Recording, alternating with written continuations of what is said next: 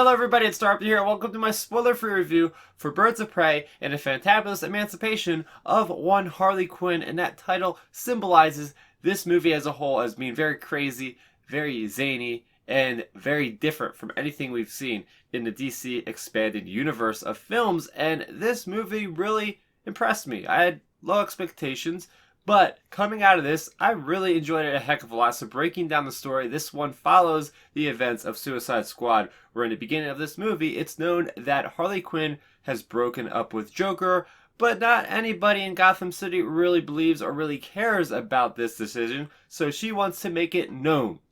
So this movie is about her being independent from Joker, but once he becomes independent, she becomes fair game for all these criminals that she has crossed in the past to come after her now that she's not under the protection of Joker. And in doing so, she gets in this adventure with all these other characters like Black Canary, like Montoya, like Huntress. All these characters are coming together in this very female-centric, fun type of movie. So getting to the things I like this, first off, it's worth noting that this is the first rated R movie for the DC Expanded Universe, and this movie of all movies really needs that rating because it uses it very well. It doesn't go out of its way to do some crazy stuff just because it's rated R, but it fits into the persona of the character of Harley Quinn. So I've read a couple comics in my time about Harley Quinn. I know there's an animated series with her featured very heavily. So if you will compare this to something on the Marvel side of things,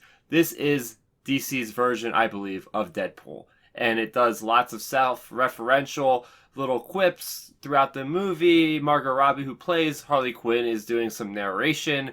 And there is just so much fun in this story that I didn't expect. And that's why I like it so much, is because we are getting this kind of crazy non-linear experience, which at times the non-linear way the story is told is a little clumsy, I'm not going to lie. But I think it fits into the character of Harley Quinn with her brain being so scrambled about telling these certain events about what's going on.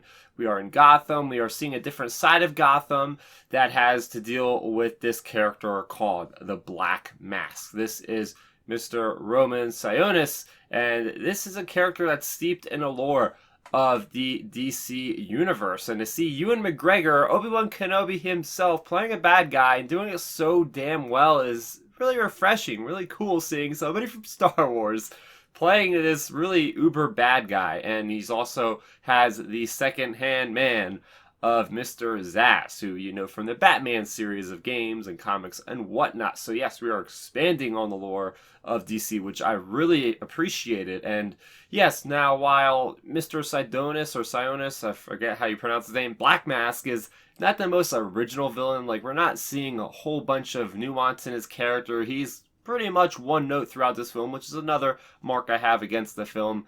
But just the portrayal that Ewan McGregor performs this role, he's again having so much fun with this. And the movie itself, the way the editing is done, very colorful. This movie has such a great color palette. It's going against everything that the DC universe is infamous for. It's very dark and very dreary tones, and this movie just has a blast. They whoever was behind creating this movie, they got their message across. And what I can say is they maintain the thematic resonance, the kind of feel, the mood of this movie stays consistent throughout the entire film, and it didn't once make me bored. This movie just flies at a very good pace. The pacing is very well done.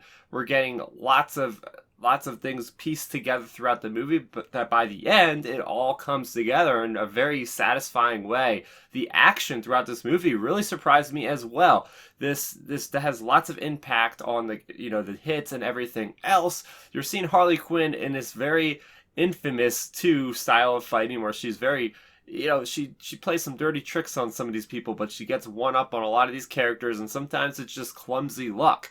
But then we're seeing all these other characters, come into the fray as far as her allies, and it's really satisfying towards the end of the film, seeing this big fight scene come through. And yeah, so overall, Birds of Prey, I would highly recommend this movie. If you guys have been following along with the DC Expanded Universe of films, I think they've been on a roll. We've gotten movies recently such as Shazam and Aquaman, which I thought were both great. And here we have another great DC universe film. So with that being said, I'm going to give Birds of Prey and the Fantabulous Emancipation of One Harley Quinn a score of 8 out of 10. Make sure you go ahead and see this movie, and I'm so excited to see what's in store next for Harley Quinn. So what did you guys think of Birds of Prey? Let's talk about it in the comment section down below. I also have my review for 1917 on the channel right now, plus other comic book reviews, as well as Star Wars content, lots of that. So make sure you are subscribed to the channel and do hit that notification bell icon